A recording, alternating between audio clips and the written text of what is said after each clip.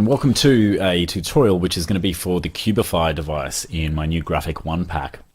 The Graphik ONE is a pack in the World collection through Isotonic Studios, and this pack is all based around using images from your computer, from the internet, wherever.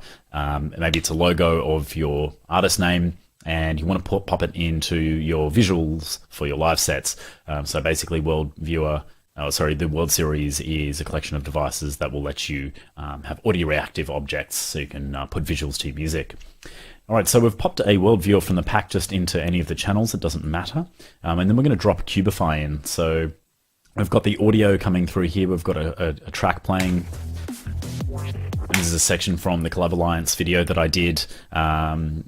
It was released just as this particular pack, the Graphik ONE, was released, and it's just a showcase of basically what you can do with Graphik ONE, and you can check it out. I'll have a link just in the description. So I've got Cubify. Cubify basically gets an image and it turns it into little cubes. So let's go ahead and grab an image. I'm just going to grab one of these. This is from a pack. So look for a good one. This is from a set of Overwatch images that a guy on Reddit made. I'll put a link to the Imgur account so you can check it out if you're interested yourself.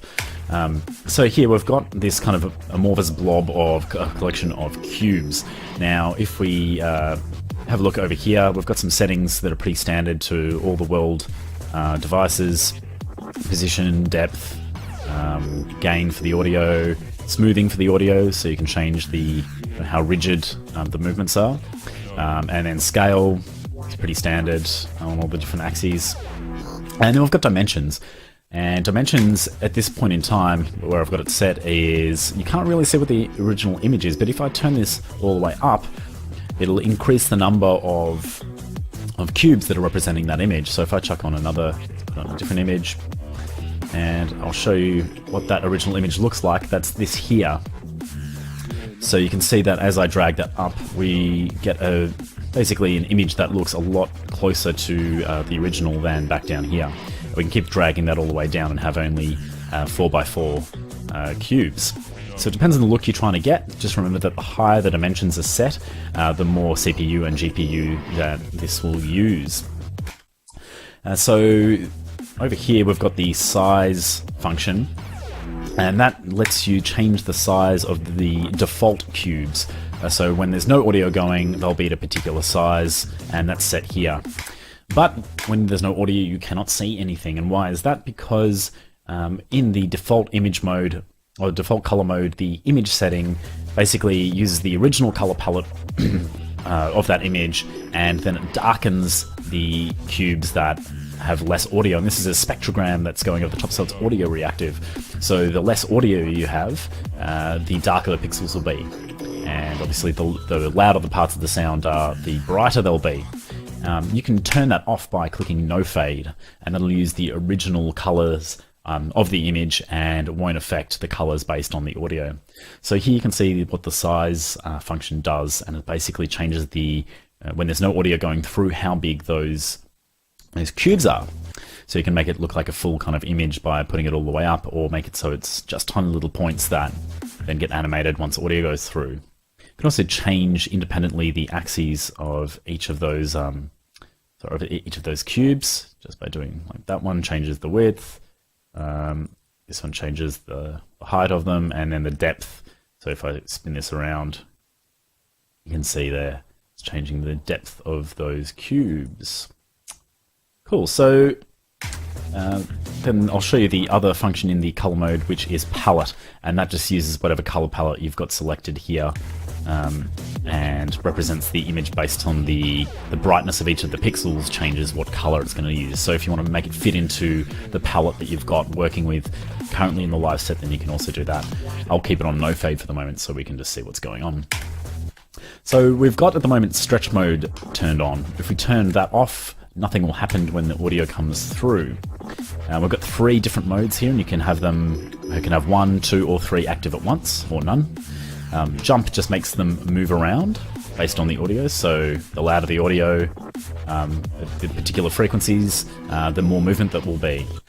So we can change the axis that's being affected on too. So we've got here jump, and then we select X, Now they're shifting left and right.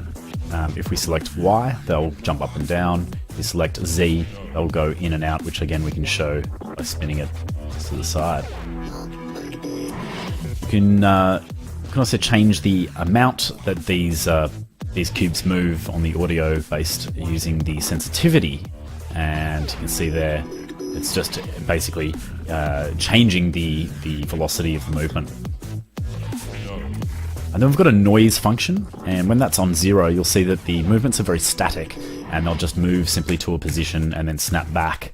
Whereas if you have noise active, you can see that the positions of the pixels are kind of shimmering and moving around. So it just gives a little bit more movement to what would otherwise be fairly static movements.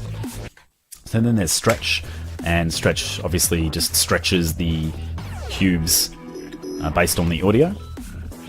Spin it around, you can have a look in the Z. And then spin. Now spin's one of an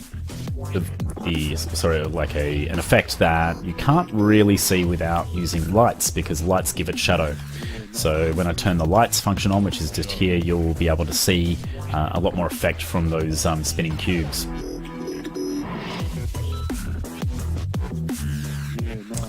So you can get a whole bunch of different looks using these 3 functions. So I encourage you highly to play around with all of them.